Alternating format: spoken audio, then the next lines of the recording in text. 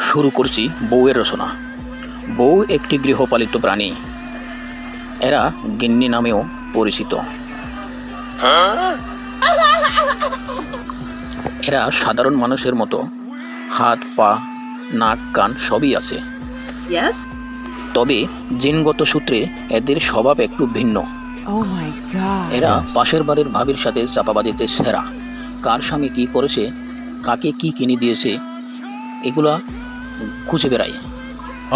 হিন্দি গান, জি বাংলা সিরিয়াল এদের ক্যাপসিতে মুরগি খাওয়ার মতো। হাজব্যান্ডের সাথে ঝগড়া লাগলে জয়লাভ না করা পর্যন্ত এরা সংগ্রাম চালিয়ে যায়। এরা 19 থেকে 20 হলেই টাচ মোবাইলের মতো হ্যাং হয়ে যায়।